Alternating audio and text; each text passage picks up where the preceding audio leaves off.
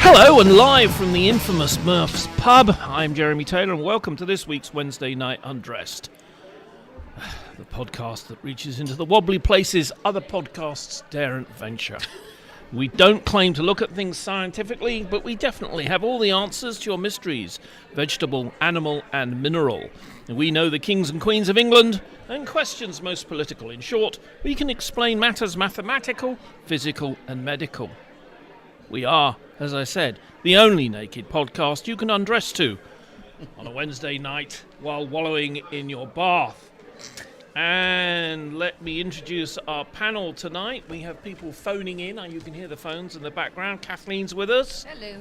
Mr. Fernando's with us. Hello. Lewis is with us. Hello. Evo. And we also have Mr. Ben with us. Ben Currier. Yes, that's Currier. correct. He's the creator and host of a podcast called The Failure Guy, which is why he's here tonight. He is, in fact, going to be looking at why we only have 6 listeners. And why they're all in the room. We got up to 6? Yeah. And I hope I left somebody out. Who did I leave out? No, you got me. No, you see, you're jumping all over me already. No, I got Fernando. Yeah. Neil on the knobs? What about Neil? Yeah. Well, I haven't finished the whole intro yet. Knobhead. And I'm not, he's out of favour at the moment, Nobby is. Because he went to lunch without me, which is really just unacceptable. Ouch. Yes. Yes. So playing with his knobs. I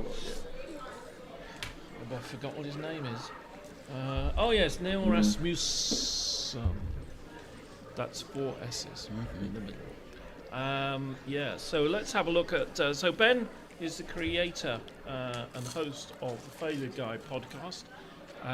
And you'll get some idea as to what sort of Ben's into as we go on. So the first thing is, people say, well, you learn from your failures. Complete load of bollocks. But that's what people say. And share...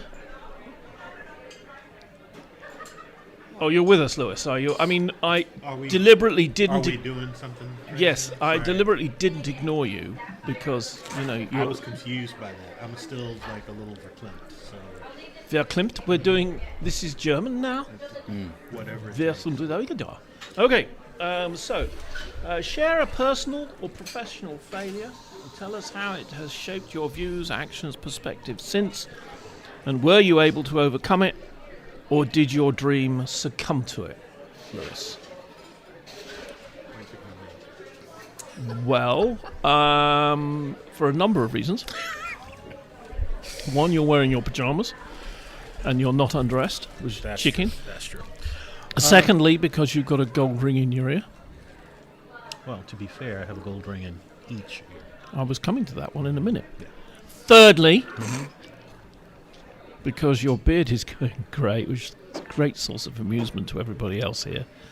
Because it shows how old you are. Yeah, it really kind of does. It's weird and unique and wonderful. You want to go now? Why he doesn't grow a beard? Jeremy, why don't you grow a beard?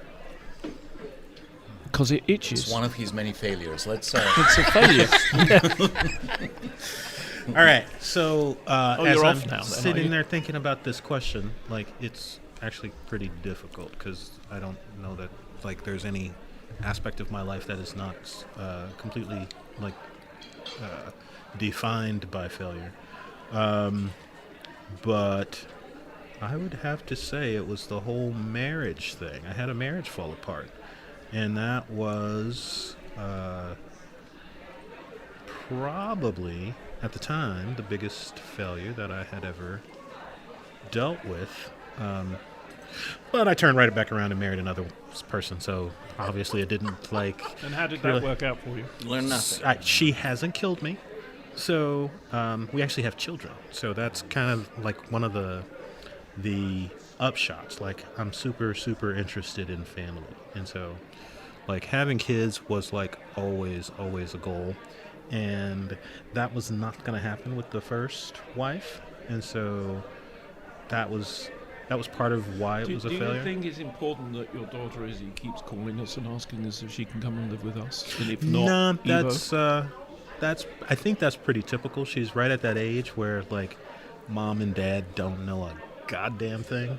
Right. So yeah, I would. Don't worry, it'll only take another 50 years to get over that. Right. Yeah. Right. So yeah, I would quite honestly. You know something? I thought Yeah. it was right. Yeah.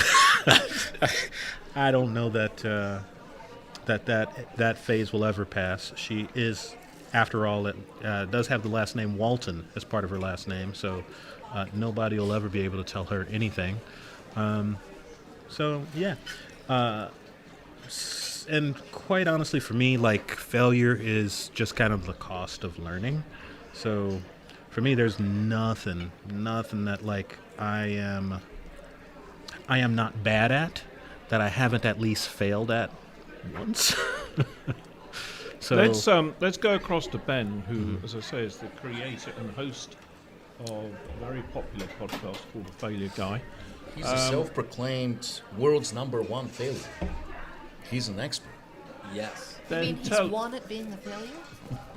There's no one else There trying to goes- get that title, is basically what happened. that you know about. But my question is, if you try to fail and succeed, Yeah, then you're a then winner. you've Have you succeeded. It's a paradox. I think the Yeah. whole space-time continuum.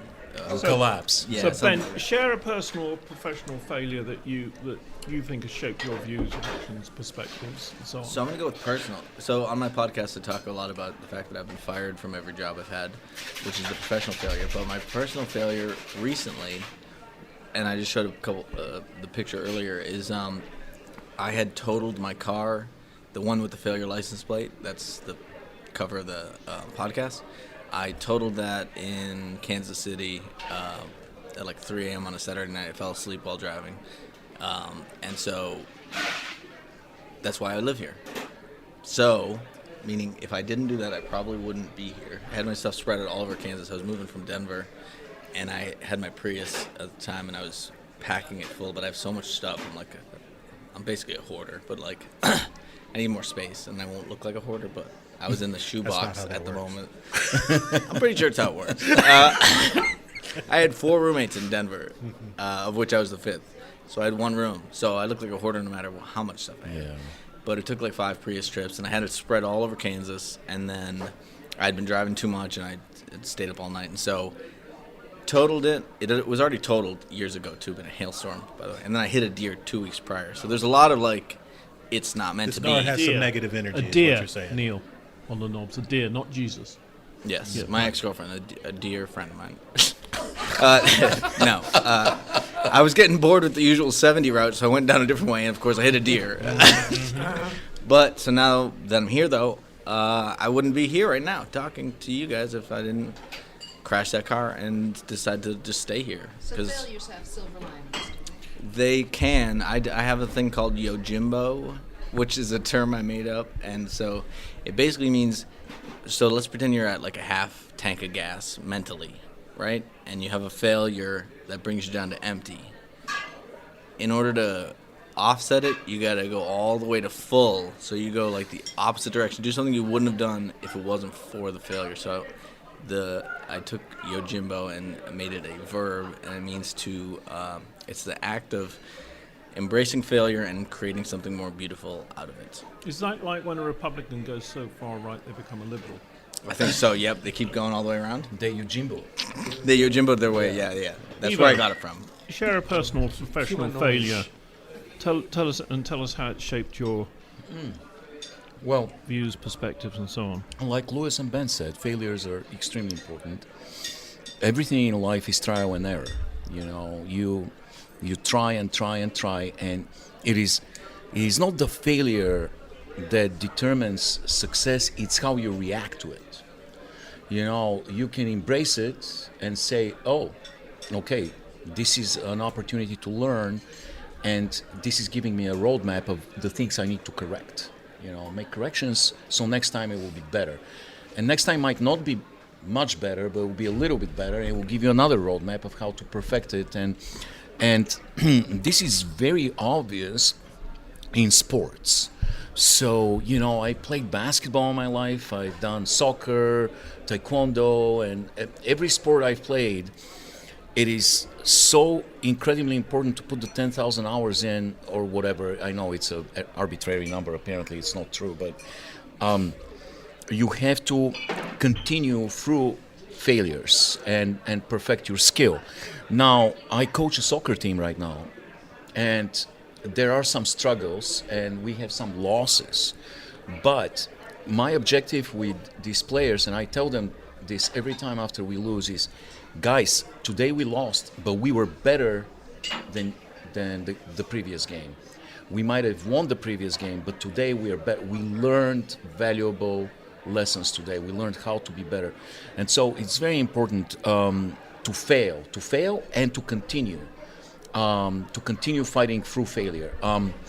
With writing, so we had a huge benefit because me, Jeremy, Fernando, Louis, Neil, Kath, because we grew up, we were in a creative age in an era where there was no internet. Nowadays, if you're a writer or you do anything in public space, every failure is magnified immensely and can be crushing. You can write something and it can be taken apart by a million people, and people are vulnerable. People of the arts are very vulnerable, and they're very fragile. Their ego is very fragile, and they can quit because they can just say, "That's it. I'm not good. I will need to stop." Right. So when I started writing, there was no Twitter. There was no immediate feedback loop to the readers. There was not even email. And I could just write, and I could write and send it out into the ether. And, I wrote in newspapers and magazines, and those went out, and I didn't know immediately the opinions of the mass of negativity which exists in the world. So that helped me immensely because I was able to avoid the demons of failure, because there are demons. So I think that really helped us, and I think young people today are in a very tough position when they have to create in the public space, because you have to really develop thick skin and understand the topic we're discussing right now. Understand that failure is not really a failure. It's just an opportunity to continue. Stephen King. Would Stephen King be a writer today if he wrote Carrie in the age of internet? Because Carrie was rejected by over 100 publishing houses. Did he throw it away and his wife picked it out of the trash? That's right. That's the story is that he threw away the original, and his wife saved it from the trash bin. And so many other, like J.K. Rowling was like, and a lot of artists had to go through. One of my favorite books, Zen and the Art of Motorcycle Maintenance by Robert Pirsig. This is, to this day, the best-selling book of philosophy in the history of mankind. No other book of philosophy has sold more copies. It was rejected by everybody. Every freaking body rejected it. And the guy believed in himself. And he felt like his failure is only a failure in the eyes of people that don't understand that it can be a success. So there are many examples of people that have failed and have persevered because of the way they reacted to failure. So, we can talk about this forever, especially with Ben being here, but I think it's time for Fernando to...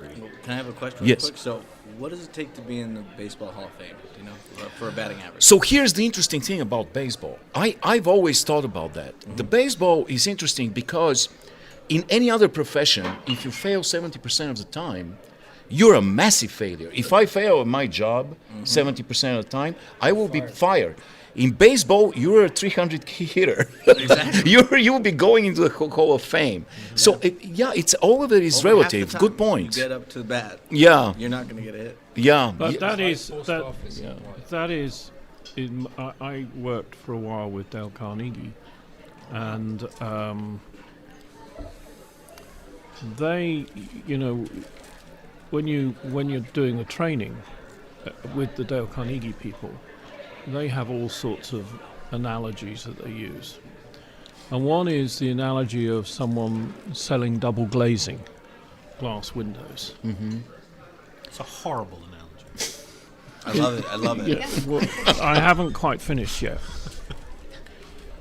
So they have done analysis over the years, and they know that when you do cold calling,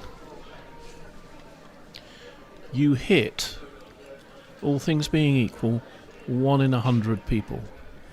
So a lot of people, you know, they do 10 calls, they do 15 calls, they're at home making these calls, and they're getting rejected and rejected and rejected and rejected. And in the end, they think, to hell with this, and they pack it in. Dale Carnegie's attitude is, go out and get rejected 99 times. You're being paid to get rejected. And it does make it a little easier when you are being rejected. Yeah, I've heard that number as 3 in 100, but yeah, the idea is Principle is principle go out and get rejected. Yeah, exactly. So if you can get 1,000 calls in, like that's better than getting 50 and then giving up. Right, Ben. Yeah, so I know of this story. I don't remember where I heard it, but it was of the best salesman at the company. And basically all he did was he had 2 mason jars. One had 120 marbles in it, and one had no marbles in it. And every time he made a call, he'd move 1 marble from one to the other. And then by the time he was done filling it up and was done with the 120, he went home. And he was the best salesman there because he would just do what you were saying, just keep making calls. And that's, but there's giving lots yourself of- like a visual reminder. It's also, though, you're being told, you know, there's the classic one of the life insurance salesman who went through the training in September and October, joined the team late November, and come Christmas, he has the best December that anyone in the office has ever had. They should say he think, died. And they think this is really amazing. And so he then averages out along with everybody else, except when it comes to the next December, people are assuming that he's going to have a really good December and blow everyone away. But he doesn't. He has a similar December to everyone else. And the manager says, when asked why, he says, oh, well, now he knows you can't sell insurance in December. Well, it is all about attitude. Fernando, What's the question? do you remember? Yeah. Okay. Share a personal or professional... he has a good one. Right, pin back your logos, everybody. Funny fact. So that was like Brazil. Year was Sorry, Fernando. Sorry. I don't understand what happened with the insurance guy. I don't even know the point of that. Did he get a point there? Who goes to I don't know. He's laughing at you. The guy on the end there Did he who's playing with speak his on knob. top of the soundboard there? Yeah. He must have done something with Okay. his knob. Right. Stop Here's- laughing at Fernando. He's come all the way from Brazil. This come up like I can't believe I even remember that. That was kind of circa was? 2000. Okay. My company, even here, kind of, start mid-level IT guy, no credentials. Like I was engineer of a French fiber optic company, and there was a big recession on the telco at that time. Long story short, there was no workers at the plant, but the core engineers. I was the newbie engineer. There was 2 PhDs, another engineer, and we need to load the truck because we were trying to empty our stocks of fiber, right? So there was a lot of internal trading. So let's say Alcatel Asia call Alcatel Brazil, say, okay, I need this order. Okay, deal done. So a handful of engineers. Nobody knew how to drive what's the pallet picker? What's the name? Forklift. Yeah, the forklift. Oh, I know how to drive. One guy. Okay, done. All right, this is the order. We have the pallets. Yeah, we do. So imagine 10 pallets on inside a it's like a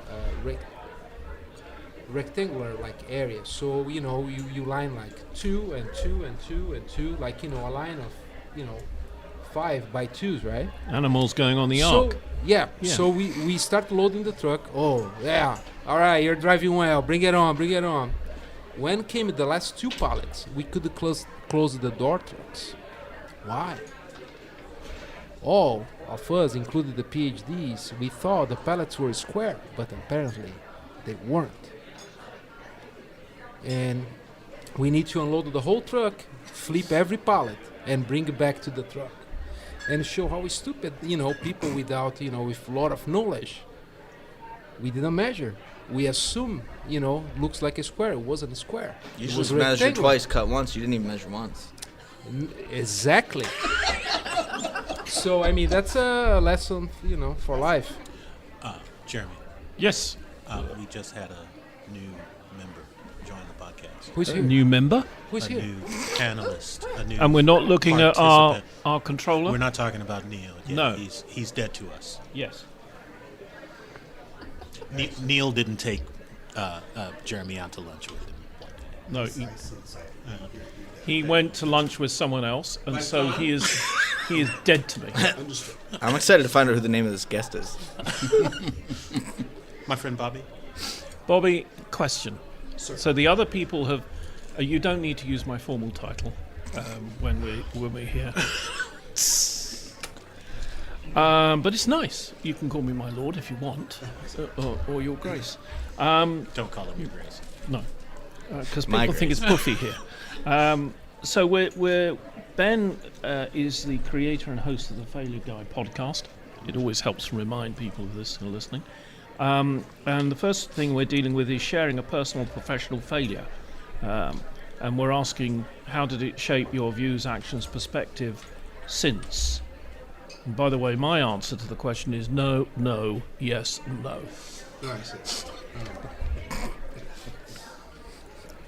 Failure. So think of a failure. We've had divorces. Don't do Either- the strengths to weaknesses thing in like an interview where you take a strength and make it a weakness. That would be a real thing. Oh no. Yeah, No. it's a favourite. It is in fact one of HR's favourite Yeah. questions, and it's a good reason not to join that company because you know that the people running HR are a bunch of monkeys. They looked up the question. They looked up the questions. Yeah. You come up with their own stuff. So the question is, what was a failure that I turned into a success? Is that Yeah. correct? Or did you in fact succumb to it? Oh, I Learn see. anything, I think. Oh, thank you. Did I learn anything? Oh, wow. Ooh, You don't yeah. have to succeed. You can just learn. Yeah. So I used to. Like you couldn't grow a full beard, so you just had a little one. That is absolutely correct, sir. I Yeah. can do this, but as soon as I start doing this, it looks like someone attached me with mange or something. Yeah, It's just right. really horrible. Exactly. So I just keep this. I'm little just trying to feature give you a bit of help. here. There, Yeah, understood. Let's see. What did I do? I was for a long time. I worked in nonprofit organizations in the U.S. and they're generally like NGOs anywhere else, and you have a lot of hats, and they try to do the most they can with the least amount of people, and the goal is to accomplish hopefully what their mission looks like. And I think the most interesting one was I worked for a group. I'm like holding a quick statute of limitations moment. Just make a fictional. Oh no, because it's really specific. We already talked about Chippendales. No, that's nice. Yeah. No, You can speak. So we had to do. I worked for juvenile corrections for a while, and the nonprofit that had the contract through the Kansas Juvenile Justice Authority was given this requirement that they had to fingerprint kids that came in for whatever crime, and fingerprint.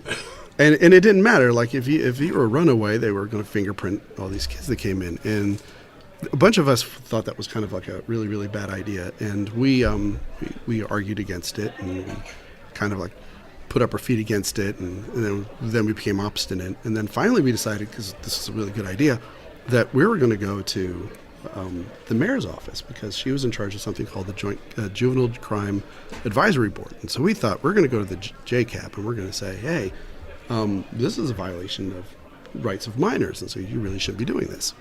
And so this was a brilliant idea. And it was one of those few moments in my professional career where I realized that sometimes the people who want to join you on a mission are the worst people to have with you. Because I knew what the problem was. Everyone knew what the problem was. Everyone understood what our position was on this one. And when we got there, it was crickets. It was like standing around waiting for someone to just die. And Did they think they were going to get fingerprinted? I think we all had this plan, and the person who was supposed to do the talking got there, and I think they realized, like, they could probably lose their job. Or we'd all lose our job. And then suddenly just like the cold feet set in. I'm like, no, fucking idiots.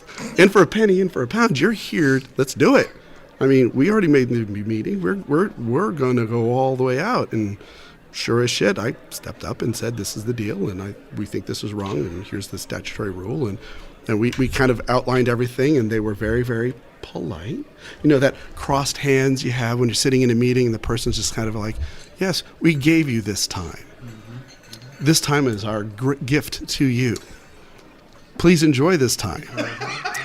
Your time has now ended. You may leave. You've been heard. And we don't give a shit. And so that was, everyone walked away and they're like, glad we did that. And I lost my shit. That was my moment where I said, there was no we about this, you tired ass fuckers. You just sat there on the bench looking like, hey, let's go, Tio. I'm not playing right now, sorry. So that was the moment in my life where, having never really did a lot of public education, I didn't have a lot of group projects. I was going to say it's like a group project. I heard the jokes about group projects, but that was my first real experience with a group project and This set of questions, in fact, is, for me, it's very much like HR. How to deal with HR people. Now, when they're doing the thing with the fingers, as I am doing now, you're putting your fingers together. That's called pillaring. And strangely, if you pillar your fingers, your hands don't shake. Old interview technique. If you're terrified, pillar your fingers. Or you're an alcoholic. Oh. And another thing. Another thing. Yeah, your hands don't shake. Let's move on to another question. So the next question came in, and this is actually a very easy one for me, because there is a debate between the Brits and the Greeks. What is the best board game? Now, we do know that in Grecian times, board games were what? I'm just wrapping my head around the idea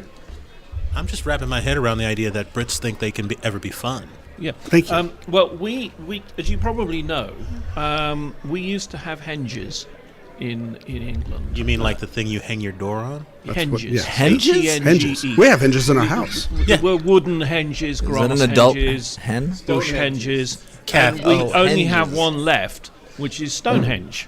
Right. Ah, gotcha. And There's Ironhenge, Goldhenge. yeah. There's Autohenge. But there we are. Carhenge in Nebraska. It is known that, in fact, the people who created Stonehenge, whoever they were, whenever that happened, played some form of a board game. However, the oldest one is Greek. Is Greek. Other than that, it's Monopoly. You like Monopoly. So, guys, How can you be so wrong and say so many words? Well, so wrong with so much confidence and such a lovely accent. Yeah, I mean, it's either henges or Monopoly. I hope you learn from this mistake and this failure, Jeremy. Boys and girls, Bulgaria has been around for what? 2,000 years? 1300. 1,300, yeah. No henges, right? No, Great Britain has been around since BC, so that's 0 America, let me see, I think we gave it to you about 100 and something years ago. 150 years ago? I can't remember, something like that. So, let's go to the know-all, Ben, who's our guest. Oh, jeez. Hey, by the way, I'm from Salem, Massachusetts, where Parker Brothers started, which is the Monopoly game that you talk about. So you agree with me? Nope. It always ends in either you, even if you win, you're an asshole. You feel like, like that's the Somebody say the Trump. one that convinced me I shouldn't be competitive with with board games, because it's like either you win and you feel not even good about it because you just take everyone's everything. You screwed everybody, like Mr. Or Trump. you don't win and you're like, why did I try so hard and care so hard? it's like arguing online. I mean, yes, win it's or pointless. lose, you still And it takes forever. Exactly. There's no quick version. don't And get free that rent time. is a whole, or whatever that was. That's fun. What was it? you could really smush your little brothers. True, but free parking. What do you guys play with free parking? Because that's a crapshoot. What I mean, I don't even know what the rules are. But Not if they can't count. one of the only parts of my podcast that is every episode is a get out of fail free card. So it's perfectly on brand. And also, since Parker Brothers in Salem, that's where the first Ouija board was made as well. Nice. But none of those are my answer for the best board game. So let him gotta answer. interrupt though. No, I No, gotta interrupt I wanna because we let him started interrupt. the Monopoly discussion. Oh. Like, did you know Monopoly was designed to be an unpleasant game? Yes, it's designed to show you how bad money and like capitalism Exactly. is. So like this game is literally And it became so popular, people were influenced And to he loves it. become. Yes. yes, the woman's name. I had to look her up because we were talking about it prior to the show. Lizzie Maggie designed the game to show the evils of capitalism and consumerism, and And people loved it. backfired as No, it did a great job, but we didn't get the. we didn't get the. We didn't understand. We just got mad at each other. All right, go ahead. Make your call. So it's either one of two. Dixit. I don't know if you ever heard of Dixit. Dixit. It's like there's these really cool paintings kind of thing, and it's all about trying to give a good enough hint without being too good of a hint, so that people. It's a really interesting game with art and stuff like that. And if it's not that one, it's Crazy Bee Rummy, because my grandmother, it's her favorite game, my Nana, and she was my 51st guest on the podcast. She's 90 years old. It was such a pain in the ass to do that episode. It was over 6 calls over a year. I tried to get her to do a Zoom call. She couldn't even write down the number, the meeting code. She's on a landline too, so also no noise reduction difficult. because there's no background noise. I've never seen it before, and so Crazy Bee Rummy is her favorite game. So I have a soft spot for that as well. But no one knows what it is. But I have it at my house. Kathleen. Have you guys all forgotten that chess is a board game? No, That has got to be the best and the most widespread. Chess. There's no other way to say it. They know chess has been There's no played other for way over. to say They it. know chess has been played for over 1,000 years. But it's still Nothing tough, else compares. right? Are you good at it? Is that Not particularly. so? Why do you like it so much? Just because it's No, because it has endless fascination in the Queen. The king. in the way it can go. It can go all sorts of different directions and then end up suddenly with a surprise discovered checkmate. And so it's amazing. Chess leads to madness. Sooner or later, it leads to madness. I don't think so! If you dive deep, dive deep enough into it, you will go crazy. I mean, that Ask Kasparov. you play chess and Monopoly at the same time. That's that's really getting into Well, it. cribbage is Chessnopoly. another I love old one, cribbage, yes. but it's a really good board What game. is a board game? Is a card game a board game? Does that count? Do you play it on a board? Okay. Oh, really? So if there's a card, okay, I get bridge it. then. And Bobby here is the biggest expert in board games. He's got 200 board games at home Well, at least. real quick. about 400. chess. Can I say one thing about chess? Yeah. Seth Godin said on his podcast that Grandmaster champion chess players can burn 6,000 calories a day just thinking. Yeah. Yeah. Bobby, So it's a since really bad board the game. challenge That has sounds been like a put lot of down work. to you. What is the best board game? So yeah, I'm going to give you the lawyer answer on that one. It really depends on what you like. I'm a huge. Okay, no, hold on. Okay, I'll take chess over that. I'm going to go the chess route. So chess. If you think of like intellectual strategy, I think the best game for that is going to be a game called Go. It's a Japanese-Chinese game. It is absolutely phenomenal. It's an area control game where you are really working with like very abstract strategies, and I absolutely love that game. And I suck at it. But my ex-father-in-law was amazing, and he gladly whooped my ass. And this is a game that you could do like maybe 400 or 500 moves in, and that man would backtrack every single move, like in order, to show me where I made my mistakes. Like he had a way of making me feel not only inferior, but immensely stupid, inferior. So and there are no guns allowed at these games. No, but it's a That's phenomenal game. I think it's a far better abstract strategy game than chess is. So I love that one.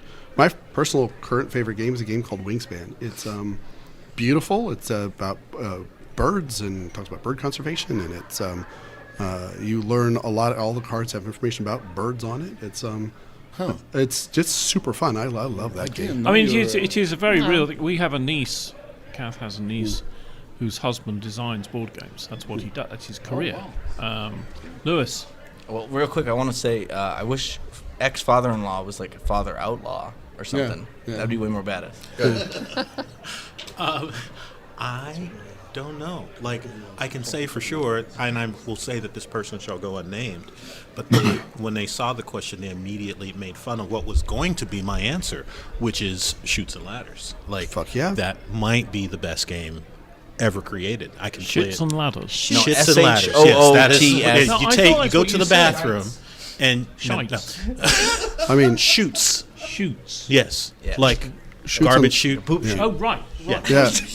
So I think Chutes and Ladders is 2,800 years old. I mean, that was 2,800? like 600 BC when it was first created. Yeah, So there's it's a old. Snakes and Ladders version Yeah, that's yeah. like older than Chutes and Ladders. Yeah, Yeah. it's like an ancient game. Yeah, How old's Candyland? 2,600 BC? 38. I think that was 38. So it's a neat game because it's simple. So here's my thinking, Kath, and I'm only saying this because I went down the same kind of rabbit hole you did. Like, chess has got to be like the best game because it is the most sophisticated game, right? And most played, most universally played. Yeah, but then I go the other way and say, but maybe I don't want sophisticated, maybe I want elegant and simple. novel. And all of a sudden it's like Tic-tac-toe. tic-tac-toe. Exactly. That's exactly where I was going. Like tic-tac-toe, Chutes and Ladders. I think checkers over chess. Like, I'm like, all of a sudden I'm thinking about all of these games that I can play as a kid and enjoy, and play as a 4 or 5 year old kid and enjoy, and it's not work. And I can play if I'm 80 and enjoy, and it's not work. And so all of a sudden, like, my entire thought on this flips around halfway through the question, and I wasn't gonna fess up to it because I was made fun of. But now I'm gonna say loudly and proudly, Chutes and Ladders. Fernando. Okay, that one was just Favorite- sad. I'm favorite sorry. That was the only time someone's loudly and proudly said Chutes and Ladders. I'm pretty sure Right. that's a first. Oh, man. I Fernando. mean, well, I like simple. So I mean, since I was kid, risky was a lot of fun playing with family. Sometimes frustrating, of the cousin that get pissed and throw the board after a 3-hour game. But Parcheesi, that was the name there, was Ludo. Was pretty fun and simple, probably like Chutes and Ladder. Parcheesi, Risk. Yeah, that's pretty Nothing much simple it. about Fernando, Risk, have you but played I love Azul? Do you know Azul? No. It's a Portuguese game. It's the first person to go is the one who's been to Portugal most recently. That's the rules. That's the rules. It's really good. Oh, I need to You should see try the- it. I got it at my house too. Yeah, I can bring it. wanna write down. Evo. We can just go to your house. Evo. Nope. Let There's like Evo no go. space. Porter forgot. Yeah. Yeah. It's not in my space. Order. That's another game, is it? Yeah. Hor. Der. Evo. WHORE, comma. With me, to talk a little bit about chess, Lewis and Kathleen brought up, it really can lead to madness. I mean, it's just the infinite web of possibilities that this game weaves can drown your mind into an abyss that if you go deep enough, you cannot exit. That's what happened to Bobby Fischer, to the Polgar, one of the Polgar sisters. It happens to everybody who doesn't get away from the game on time. And so people like Kasparov, they gave up the game early because they didn't want to go insane. My favorite game, I like chess. I like playing bridge because bridge is the good. collaboration, the teamwork, and the brain power involved, and there's a little bit of intuition, but there's a whole lot of thinking and manipulating the situation with your playing partner. But then Bobbi, one time we were at Bobbi's house. Whenever you go to a Bobbi party, you end up playing some kind of bizarre board game that you've never heard of. And yeah, that's Bobbi. And clothing optional, yeah. One time I remember we went You should be used to that from being here. Wednesday night on Drive. But we were at his place. First of all, we ate. It was the craziest thing. There were 100 people there, Yep. and we did omelets in a Ziploc bag. Yep. So he gave everybody Ziploc bags, Yep. and there were gazillion ingredients, and everybody made their own omelet. Mixed it up in a Ziploc bag and tossed it in boiling water, in a big pot of boiling water. Is this a board game? No, This is it should be, but it was excellent. The omelets were fantastic. I had never It's like a sous had vide that. omelet or whatever those are called. I forgot where we got the idea from, but it was just a random ass idea to like get people in the house. The ingredients coalesce Slight little almost taste of magically. plastic, You know, but, yeah. you end up with a perfectly constituted omelet. You know, it's With fantastic. no oil. Yeah, and then afterwards we played a game that every player was a pimp and had to collect the most horse. You got it. And had to pimp the horse to the right person. You Yep. know, it was. Bobby it- had This- an this advantage. was- Yeah, He's already it was- pimped This going was in. Ben's Yeah, game. it He was- says he's a hoarder. Hoarder, yeah. It was I gotta say, it was a fun game. We all were laughing and having fun. But I did have to take a shower immediately after and almost scrub the skin off my body. You know, it felt a little bit uncomfortable. Did he make you a gigolo? I also like backgammon, but bridge. And I love me and bridge. Oh, backwards. Yeah. backgammon is fun and good, although it can be infuriating. But it's good when you have a friend and you're drinking and playing. And with Louis, we used to play bridge together, and we were kind of joined this bizarre underground circuit in Lawrence, where we would go to different people's houses and play bridge like it was some kind of forbidden, subculture. So that was kind of fun. We met some bizarre characters. No hinges? No, there was Henchhog henge in sight? in one of the. So let's just, I think for the people listening, it would be helpful to just run through quickly, just if people could just say the name of their favourite board game. So if someone wants to write it down. Sure. Okay. If you've got a pen and paper handy, let's go. Kathleen? Monopoly. Monopoly. Dixit, D-I-X-I-T, or Azul was the other one I mentioned, A-Z-U-L. Okay. Oh, I would have to say Wingspan. Wingspan. And you had another one as well that you Go. Lewis? Shoots and ladders. Shoots and ladders. Evo? It's very valuable information for our listener. So I'm going to go with bridge. Bridge. Okay. And Fernando? Ludo. Ludo. Okay. Yeah. Ludo. L-U-D-O. L-U-D-O. Lord Taylor, Yes? did you have the game? I did. I said Monopoly. It's pretty cheesy. Yeah. Or as it is now known, Trump. My original one was chess, but I don't play it enough to be good at it. So, my own personal. If I may ask, do you have to be good at the game to be your favorite? If you don't win, it's no fun. Oh, I see. I think Spectator sport, though. Gotcha.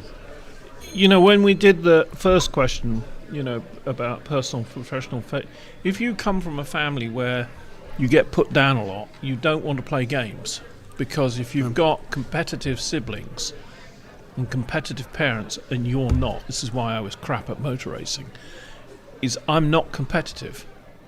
I enjoy playing with the racing cars. I never enjoyed the actual racing. And so there's probably something very deep there. But Well, actually, I'm sorry. Please. One good tip is, if you're going to play a board game, never care, because it doesn't help you in life. And you're just going to alienate your friends or whatever. It literally will not matter the next day, but if you're nicer, that might matter. That's what I learned. And Jeremy, if I may, you actually raised a really good point, because Lewis thank and you. I were talking about this. it doesn't often happen. It doesn't often happen, but it's good. Lewis and I were talking about this some time ago, about how largely uncompetitive, at least I am. I really enjoy sort of the labor of it rather than actually whether I'm winning or not. And it's because my family was incredibly competitive, and they had the power of trash talk that I just couldn't match, even at any age, even now. So I understood that. It Right. sort of drove the competitiveness out of me by the way that they played the game. Yeah, I think it's very easy not to realise, and also being married to Kathleen, who's a mathematics, belongs to the mathematical Gestapo. She's also word Gestapo. What's the grammar Gestapo? Grammar Gestapo. Nazi. Grammar Nazi. So, you know. That's kind of. I know, it's bad, isn't it? Yeah. That equivalency in his mind, word Gestapo, grammar Nazi, that's actually kind of elegant. I like that a lot. Well, thank you. I'm very chuffed with a CH. So next question, which is one that I can go on and on and on and on and on about. What makes a good or bad interview? And this again is, because we've got Ben with us, who's doing interviews himself. And interestingly, Ben doesn't do live interviews. All his interviews are down the line. But what makes a good or bad interview, and what is the best interview you have ever had, either as an interviewer or interviewee? And I'll keep repeating this. Now, Ivo does a lot of media. I've retired a bit now, but what do you think makes a good or bad interview, Ivo? And do you want to do it from the interviewee? You would normally be the interviewee, wouldn't you? Or do you want to be the interviewer? Well, I've been both. More often, I'm being interviewed a lot in the last 6-7 years, to a point where I can almost anticipate the questions, and it's becoming increasingly hard not to repeat yourself with the answers. So I do appreciate when somebody comes with an original question, which is very rarely, but more. I would like to talk more as an observer, as an outside observer, because I consume so much podcasting and so much media that at this point I've kind of developed a facility for recognizing a good interview. And as an observer, I got to say, in the realm of podcasting, to me, one of the worst interviewers is Joe Rogan. Yeah, absolutely. He has deteriorated badly. I think it's very important, if you interview people that come from different walks of life and different political camps, to ask the uncomfortable question. If there's obviously a shortcoming or a deficit with the person you're interviewing, you got to be able to ask the standard questions, but you also have to ask the uncomfortable questions. Unfortunately, Joe Rogan has deteriorated to a point where he usually agrees with whomever he interviews, whether it's on the left or on the right. Increasingly, it's more on the right, but he just doesn't feel confident enough, or I don't know what is this meek part of his character that doesn't allow him to ask an uncomfortable question, and he just goes with the current, follows the current, and the interview doesn't interest me with him. And when he asks a question, it's very predictable as well. It's pathetic how it's so hype. It blows my mind. I started listening more of his podcast. When he went to Spotify? Because when he went to Spotify, they were exclusive. Is that when you saw the increase? Well, I think he was heading this way. There was negative momentum already.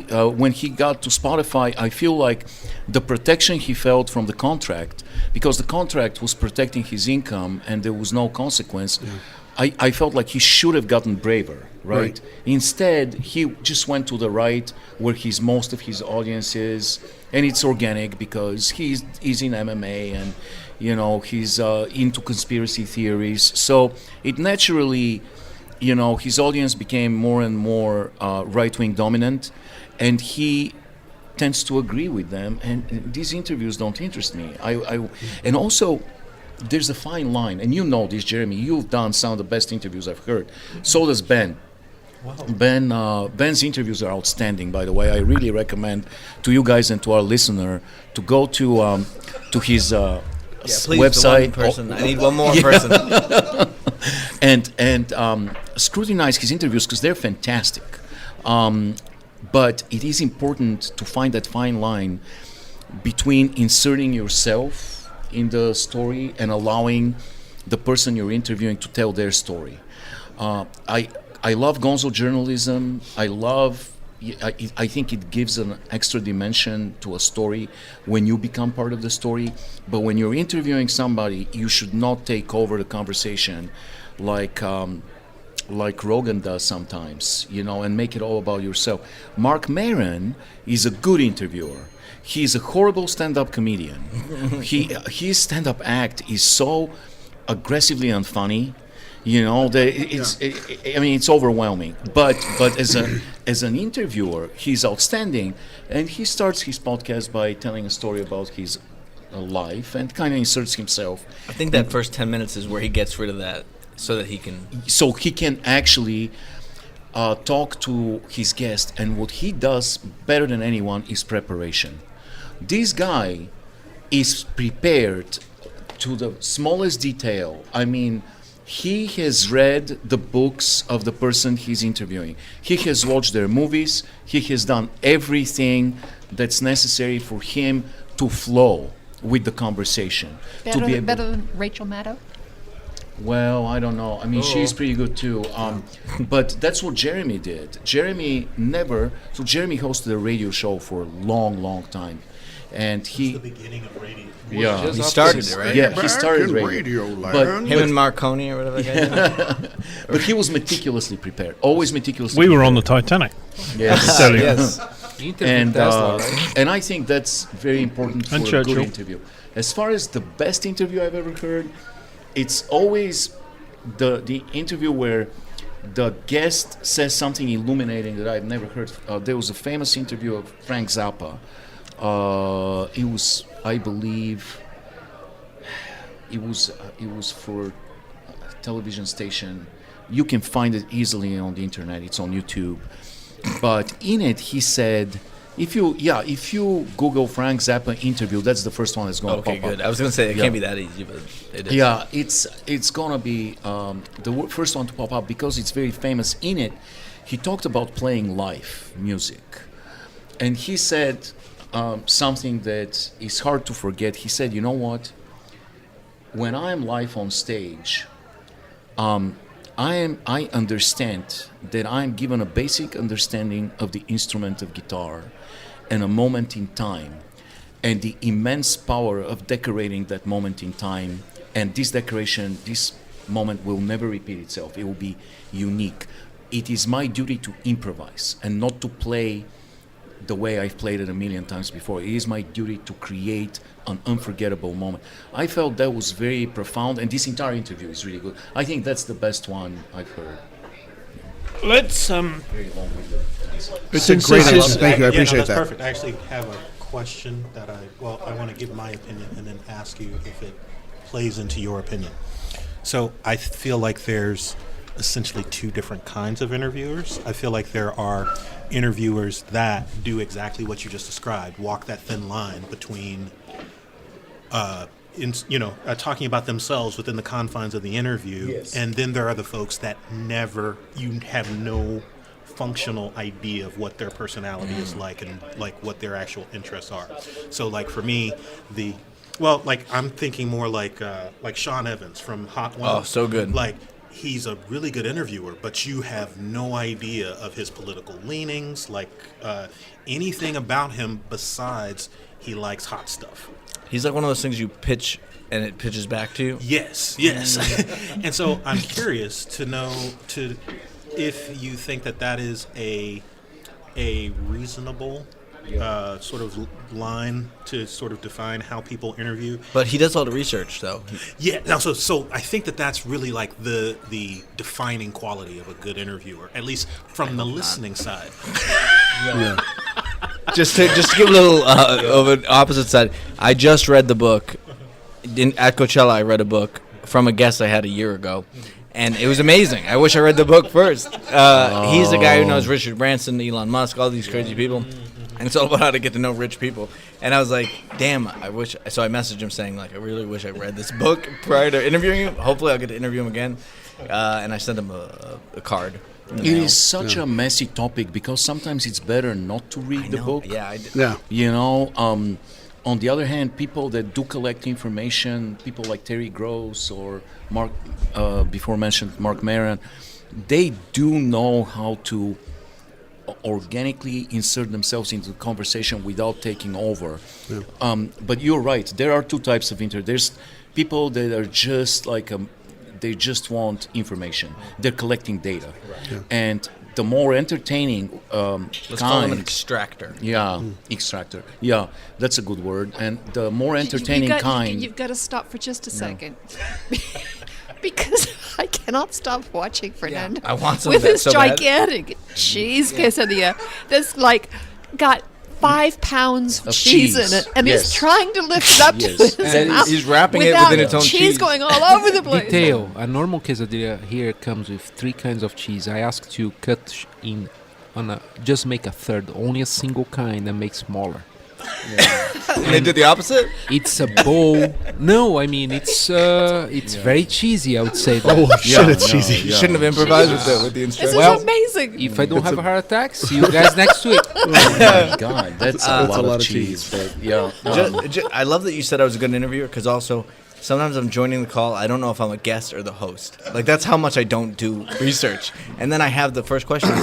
They pump themselves up so that I know anything about them. Really, that's all it is. And I don't plan anything else out except for the you last have two. good intuition, but there's interviewers like Conan O'Brien. So Conan O'Brien, somebody did a research way back to see which one of the night show hosts talks the most, and Conan O'Brien was like 200% over everybody else.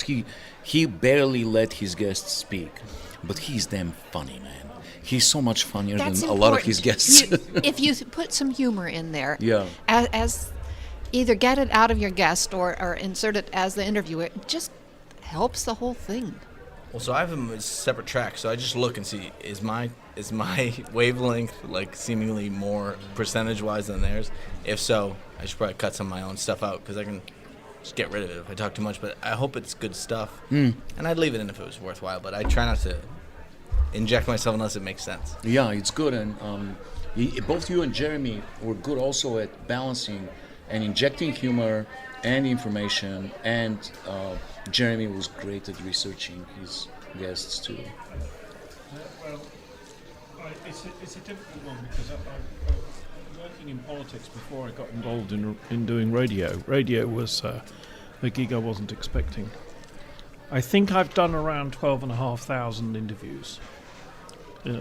Roughly.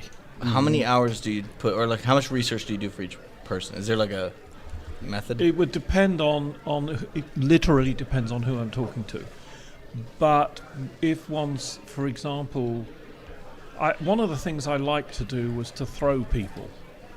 If you've got, we had a band come in once. Doesn't matter who they were, but You mean physically throw them?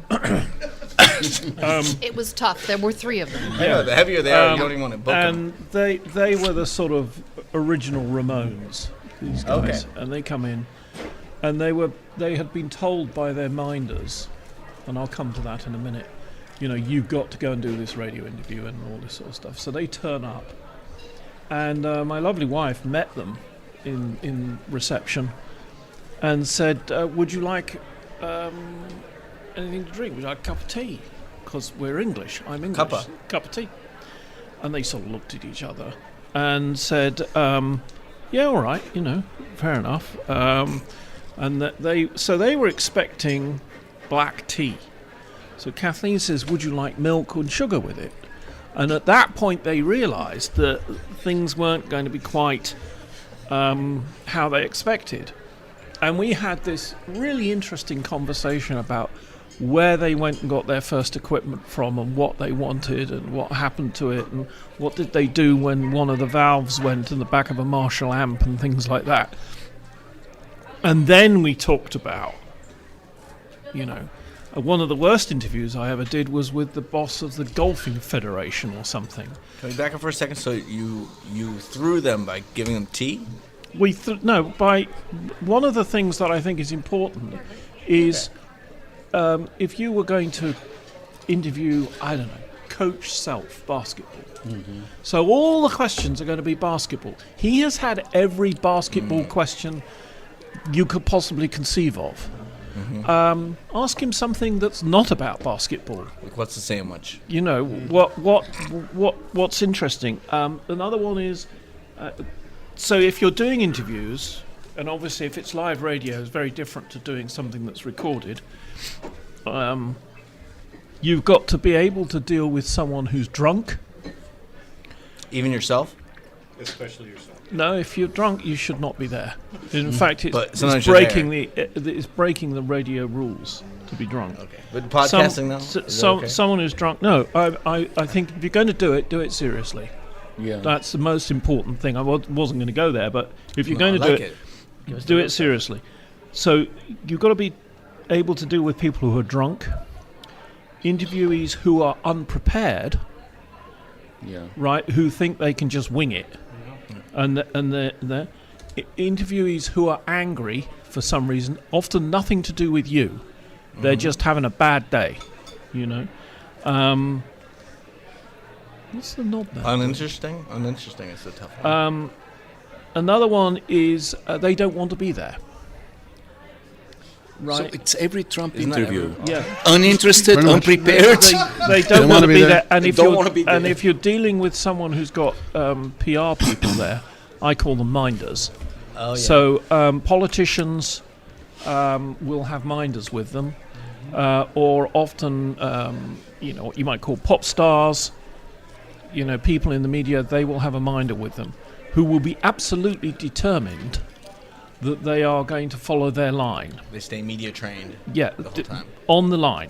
And your job as an interviewer is to do away with the minder, is to have the minder move to the other end of the building, if you possibly can. Lock them in a lavatory. You ever actually like have someone Yes. like send their minder Yes, away? yes, That's yes, that's Your own pretty. minders to minder them. Well, what you do is you say, I'm not interviewing you, and we're not turning the mics on until you leave the studio. Ooh, power You know, move. if you're going to get really heavy duty about it.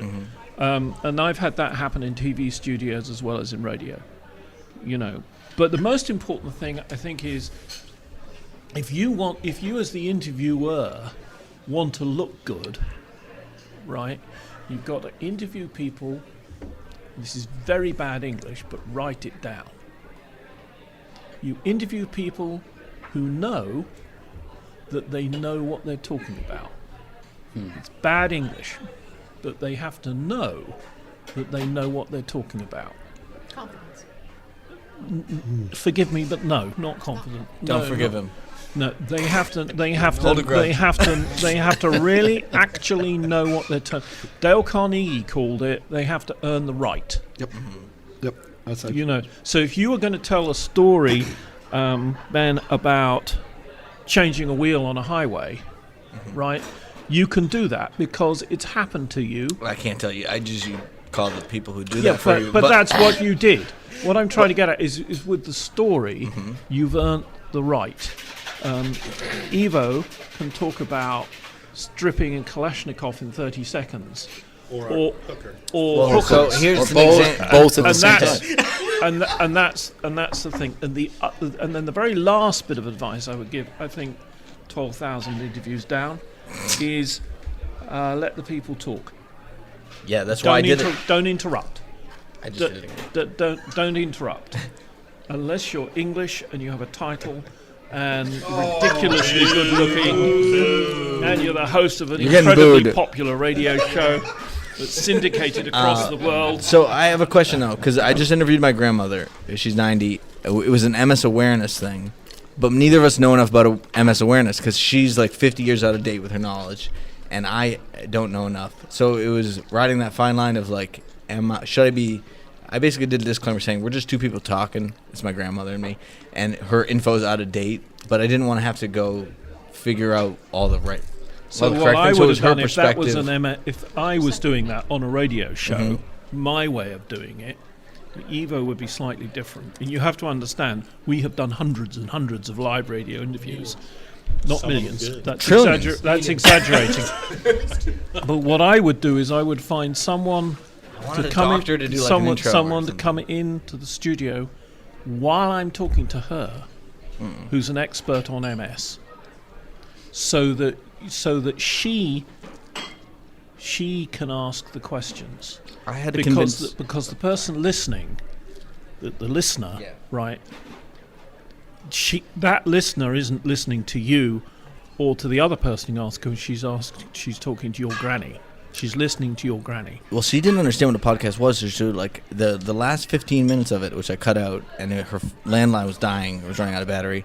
She was convincing me to have a kid and how easy it is to have a kid, because she wants me to have a kid. It's and I'm very like, you easy. can't tell everybody who's listening that it's easy to have a kid, because I know it isn't. And I know you're just trying to get me to have a kid because you're my grandmother. Let's go back. Share a personal or professional failure. I made the mistake of having... My wife has 5 aunts, all who live within a mile of each other. And I thought it would be fascinating for the local radio to hear these 5 aunts in their 80s on the radio talk about farming in the 30s and 40s and the war and all this live. So I had 4 of the aunts in the room, and all they did was argue and not say anything. It was horrendous. If people listen to the unedited version of me and my grandmother, it would be insanity. The previous question, the best interview was Chappelle interviewing James Lipton at this actor studio. I've never seen that. And that's I'll make short. There was a lot of loops that, but I don't know. I will skip that the real question you ask me and just hop one back. So, all right, I'll come to you now. Then go on, get on with it, Bobby. Did we Gotta be switch Bobby. questions? No. Or we're on interviews still? we're still on interviews. He's reading into your look, I think. Oh, I see. No, my experience with interviews have never been really positive, and most of them are at the other end of the law enforcement. So I don't have much really to contribute to this one. When you're being interviewed by law enforcement, what makes a really good interview? Oh boy. Well, when they start without making assumptions, that usually helps quite a bit. If they come in kind of an open book and blank slate and allow me to fill that tabula rasa full of all of my bullshit so that I can walk my ass down the street, then that's a really good interview, I feel. But the only 2 things that in listening that I nodded very heavily when Evo mentioned them is you have to have a knowledge base, and I would add you have to have a give a shit. My frustration with interviewers, the ones I don't enjoy, are it's kind of like the Joe Rogan thing, but I would kind of go a different direction. It's like, he's already paid, so his give a shit is like it's not there. Good point. He has a thing at Wednesday at 2:00. He's gonna have this person come in. Fine, they're there. I'm gonna do my talk thing, whatever. I mean, you have to give a shit about the person, or the topic, or the incident, or whatever it is. So, Kathleen, you've done a lot of interviews, political stuff to be involved with. Yeah, I have. But there's also another question on here about failures and successes. And I had an interview once that was both my biggest failure and my biggest success. I thought you were going to mention that. All right. Yeah. It was... don't ever get married to a guy who changes jobs without even telling you, and then you have to leave your job, and then your resume looks like crap. Because at the end of this procedure... Tough to spot that in advance. Yeah. I went, when we moved one more time, and I wanted to get a job. I was systems analyst and programmer. And went to a cable company in the new spot, and passed the first interview flying colors. I was the choice of the manager of that department, but then there was another interview with his boss at over lunch, okay? And they were asked, I didn't take to this other guy very much. He was asking me some kind of strange stuff, and about my job, teaching in grad school and so on. And I said I had a job as a teaching assistant, and I got TA of the year in the math department. And he and the other guy started snickering. Wow. And Really? yeah, and I said, "What in the world is so funny about that?" Well, cable television, TA means tits and ass.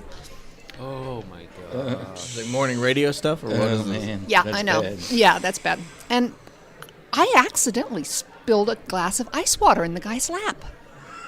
Oh, I'm sorry. It was terrible. I didn't get the job, Wow. Good story. and I just left. Wow, that's awful. Sometimes you isn't get it? klutzy in the weirdest times, you know? Yeah, weird. Gosh. I wanted to say one thing about what Bobby said a second ago, which is, and it relates to Dale Carnegie, which is, I believe in How to Win Friends and Influence People. He talks about having genuine appreciation for other people, and that's the genuine piece is the tough part for a lot of people because I can't fake anything. So I really have to honestly appreciate something. I instead of fake it till you make it, I say fail it till you nail it. Yeah. And so I can only really mess up until I figure out how to do it. But when you don't have that appreciation for somebody, it comes across way too much in your tone and everything. Lewis I think has a similar saying, but it's fail until you get bailed. I mean, having also Actually, it's nailed till you fail, but go ahead. No fingerprints. Nail till you fail and you being get somewhat bailed. older than most of you, I've probably been stopped by the police more than most of you. All right. I was gonna say, Share the numbers, bro. Oh, I don't know. How many times, sir? or at least the many stakes are times? different. I don't know. I mean, in real terms, I don't know whether it's hundreds of times, but every single night when I was a teenager, because I had long hair, drove a Jeep. Well, not a Jeep, but a Land Rover. That must be rough. Whole teenage yes. Imagine being a long-haired dude riding around. Whole teenage existence. are What you is that, saying- like 10 years? Are you Wow. Are you that's saying really that I rough. didn't get stopped because I was white? There's Be no careful expiration how I date. worded that. But the police say stupid things, and you're driving home at 3:00 in the morning, a little too quickly perhaps, and they pull you over, and they say, well, why are you going so fast? And you say, well, I'm late for an interview, and they go, I don't think you're going for an interview at 3:00.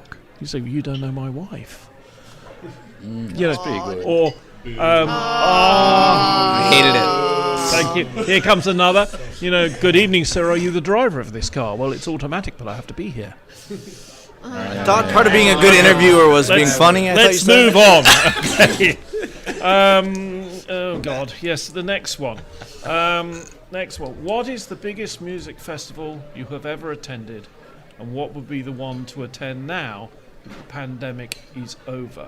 What is the biggest music festival you have ever attended? I don't know whether that would mean whether.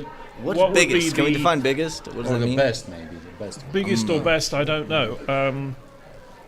I've done Isle of Size Wight, matters. Reading, Hyde Yeah. Park, Nebworth, and I've not ever done Glastonbury. So that's me.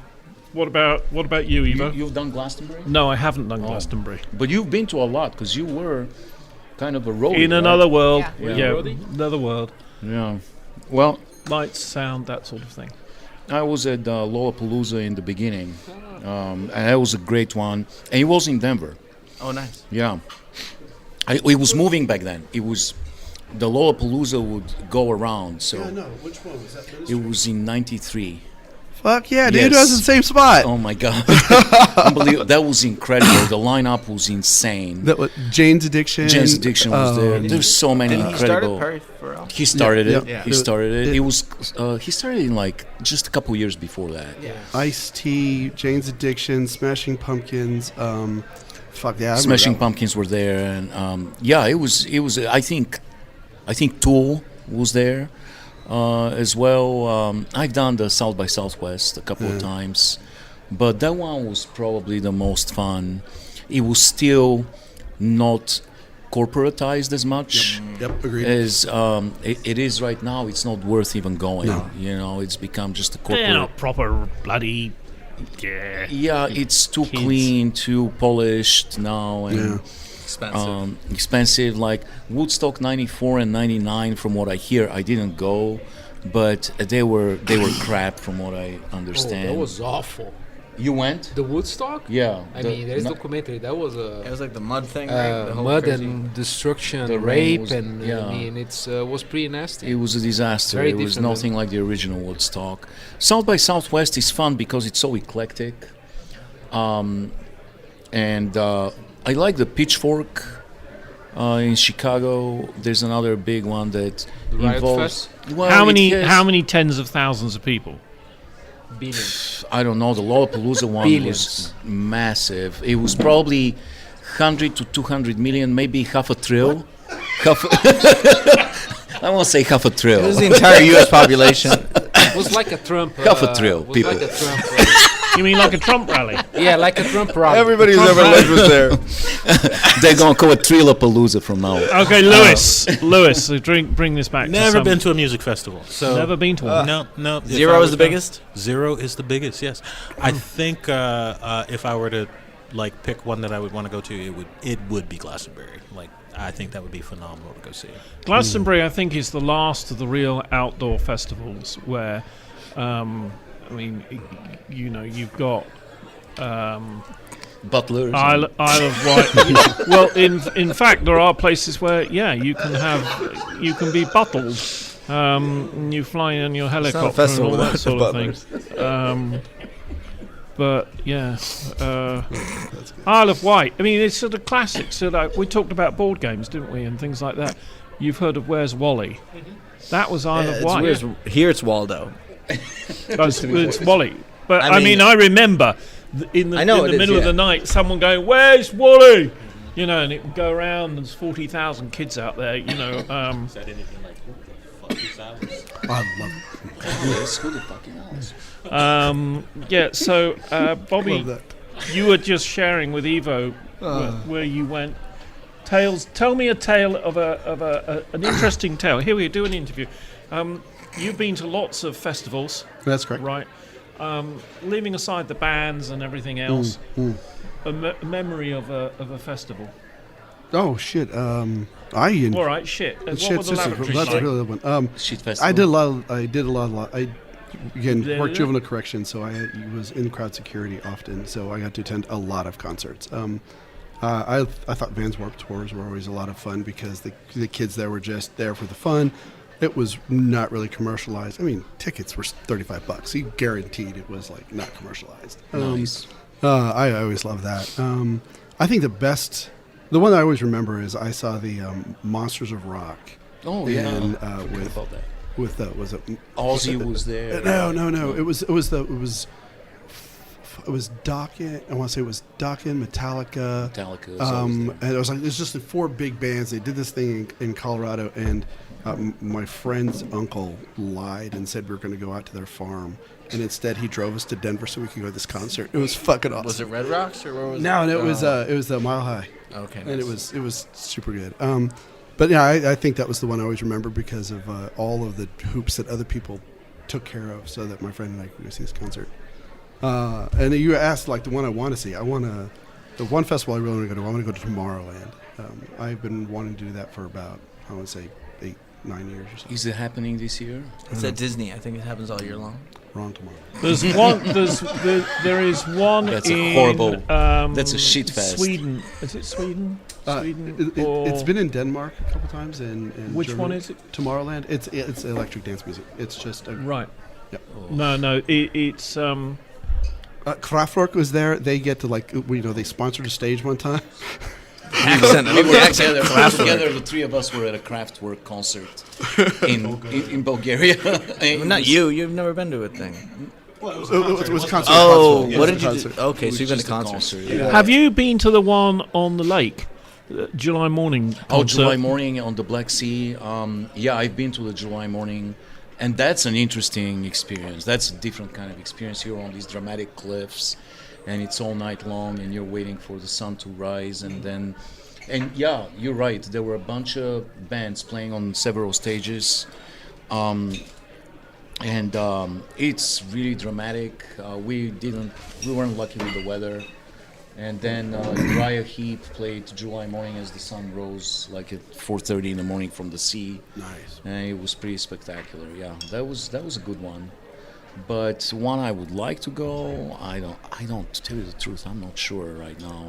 Maybe I'd go back to South by Southwest, but that's kind of commercialized too. Yeah. I know Ben just came back from from Coachella in California in the desert. So I'd never been to Coachella, and I found out I could go a week before it happened. So it wasn't even on my radar. I didn't even know when it happened. But I've got a long list here of ones, so I'm going to try to figure out what my favorite was. I went to Bonnaroo in 2011, 2012. Sweet. Fish was at one of them. Primus was at one of them. There's so many amazing bands. Eminem was there. Santa Gold. There's a bunch of great bands with those ones.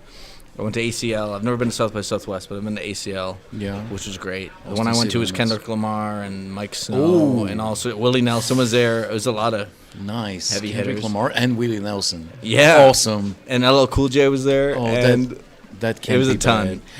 Warped Tour, I totally forgot I went to. Once you mentioned it, I realized I did. And then Firefly is like a Burning Man related thing where burners go. But mine was in Vermont. I've talked to somebody who went to a Firefly thing in like Delaware, I think. I'm not sure if it moves around or if it was just. It's been a while, but Coachella, I looked it up. I think it was 720,000 people over the 2 weekends. Crap. Which it felt like, because at one point I tried to move my car from where I was in general admission to a different spot of general admission. I accidentally went out, and it took 2 hours to park my car again. I ran out of gas. I've been there. It's not that big of a place. I mean, it's quite amazing that they had so many people. Yeah, well, it's 2 weekends, so I think that's the total for both weekends, I'd imagine. Yeah. But it is insane, the amount of people. And they were supposed to have Kanye, and he pulled out, right? And, so the weekend came Billie in. Eilish. So Billie Eilish, it was there. I think she was already playing, but I think the weekend came in to fill in for Kanye West. Yeah. But like the first weekend, no pun intended, everybody brings special guests and stuff. So like Justin Bieber was there in week 1, and Snoop Dogg was there. Like people who weren't scheduled to be there. Our week, Kendrick Lamar was there for I think Big Sean. Much better. Lizzo was there for Harry Styles. Haley from Paramore was there for Billie Eilish. There's just crazy stuff going on all the time, and it was just insane. But what I hated about Coachella was the pricing. It was just insane. I spent $13 on a Heineken can. Oh. And I was in like a pen. I couldn't even go to my friends to drink it at the concert. I had to drink it in a little sectioned off area. So I pounded the shittiest, most difficult, and most expensive beer I've ever had. And I didn't enjoy. That was the one beer I bought all weekend. Because it was like insane. So like it's super commercialized in terms of like people's. Because everyone there's got money, first of all. And second of all, they're all like Instagram people who are like so many. Every concert. The phones were up, I couldn't even see past the phones. So it sucks that that's the vibe, Okay, we need to. I think I've just remembered where I want to go. Wacken, WACKEN. It's a Scandinavian thing, I think. rock show, and most of the big bands have played there. Have you managed to make peace with Susan? Susan from marketing. She's responsible for our endorsements. She's the head of marketing department. So now you're going to have to get a marketing department at some point. I'm the head of marketing. Oh well, you've got to know people. I'm on fire myself, honestly. I think the best. Someone asked me the other day who was our best sponsor, and I still think it's Greta. Greta Thunberg. I think that was quite something. She sponsored us. Yeah. You should check it out. Yeah. But there's no fucking way. What would she even do? Save the planet?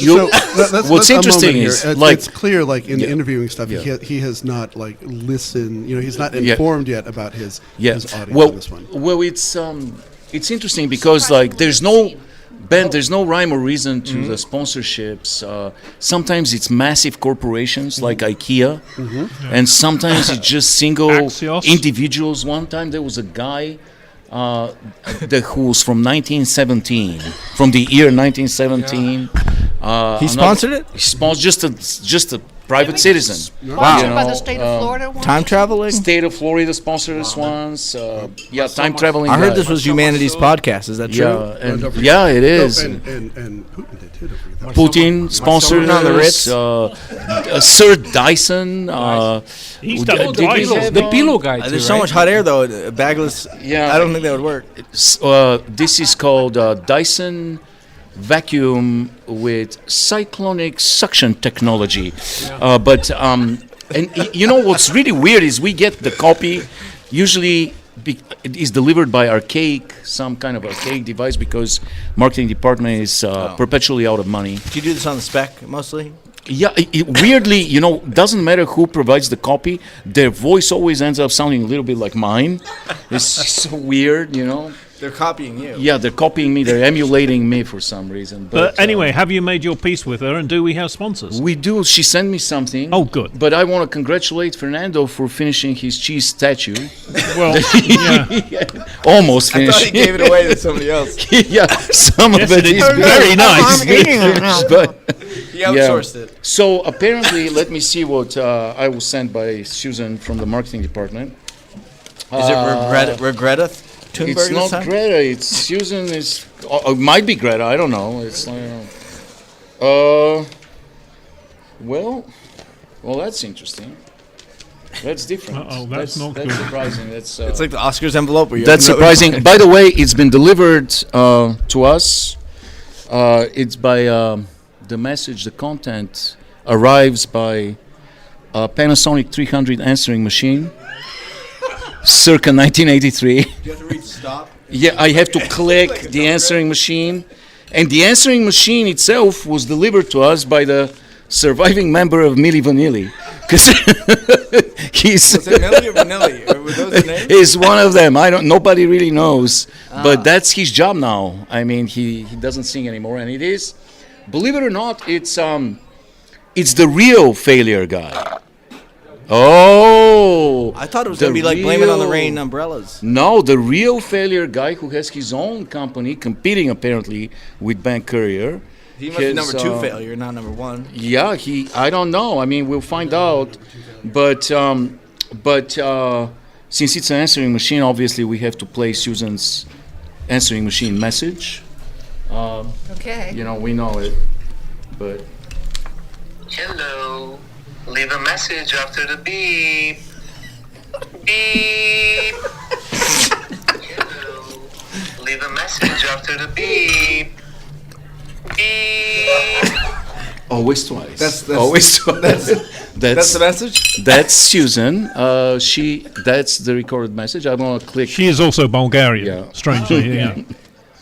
All right, this is the message on the answering machine. Let me push click. Click.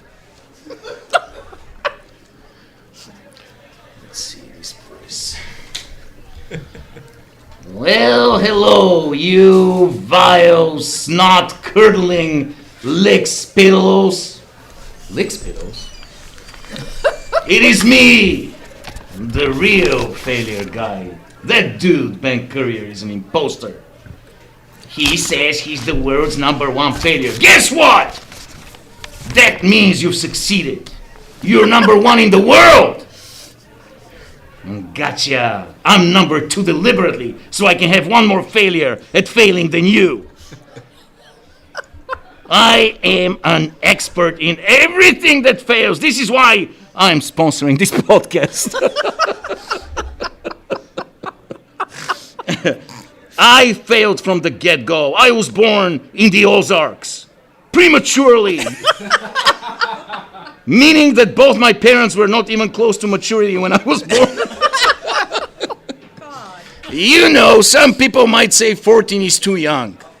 But that's kind of relative because they were also relatives. Very, very close relatives. By the way, don't trust that guy, Ben Currier. He says it is important to fail. Bullshit! If that was true, Ben, I should have been the most important person in the world. I listened to your advice in the beginning. You said, even if you fail, don't give up on your dream. Go to college, learn and persevere. I did! I graduated from college, class of 1992. Trump University. Bottom of the class, of course. Magna cum loser. Donald himself gave me a trophy made out of his hair and praised my lack of commitment. Ben says failures are stepping stones on the road to success. Really? Well, guess what, Ben? I've been stepping between the fucking stones. Ben says, emulate other successful people. Follow the example of your idols and success will follow. So I got a tribal facial tattoo like Mike Tyson. And I married Amber Heard. Did it help? Sure. It helped me get kicked out of an interview for a job as a toilet attendant. And it also helped me turning my bed into a toilet. Shout out to Amber. What a sweetheart she is. I call her Amber Turd.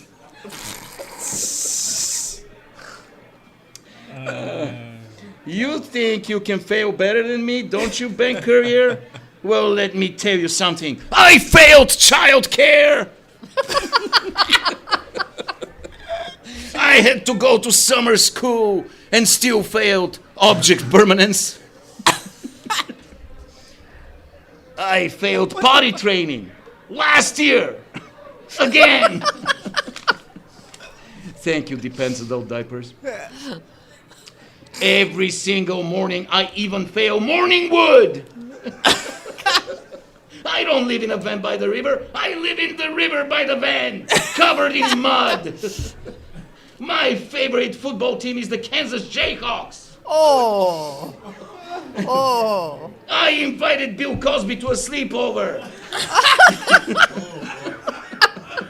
I watched M. Night Shyamalan's The Happening 45 times. I have a Yoko Ono playlist. I play chess with a tennis racket. My wet dreams are dry. One of them involves Kellyanne Conway making love to Janet Reno. I was banned for life from Wordle. Stevie Wonder beat me in ping pong. I have a shrine in my bedroom to Rudy Giuliani. COVID was tested for me and went into ICU after coming back positive. I fail at everything. I paid $1,400 for a hyper-realistic tattoo of a chameleon, and now I don't know where it is. I can't find it. $1,400, fucking chameleon. So there you have it, Mr. Ben Currier. You tell me who is better at failing. The only time I succeed is when I try to fail. Thank you, failure guy. Real failure. Yeah. Well, we'd That like to was- thank our sponsors again, and I don't even know who it was, but I know Depends sponsored his sponsorship. Yes, I'm pretty yes, sure. they're one of the... all that remains is for me, Jeremy Taylor, to say thanks for listening. And remember, all of the 2020, 21, and 22 podcasts can be found for download on all the Ko-Fi channels. I'd like to thank the team tonight, Kathleen, Fernando, Lewis. Who else has been here? Let me think. Neil. On the knobs. On the knobs, yeah. Well, Bobby, of course, thank you for coming in. And, of course, Ben, who's joined us from his own podcast. He's the creator and host of the Failure Guy podcast. Do you think that you have successfully failed tonight, Ben? I'm excited to see the response I get from these 6 people. I hope they all reach out to me. Yes. It's ben@pod.fail, 10 letters. Email me. No one emails me. I have not had a listener email me. That's So because if you guys have listeners, that's because you've got because you've got www.failureguy.com. yes, I have a lot of different emails and phone numbers, and also I do too much stuff. But ben@pod.fail will get to me. Ben@pod.fail. There's a .fail. I loved it Fail, yeah. as a top level domain.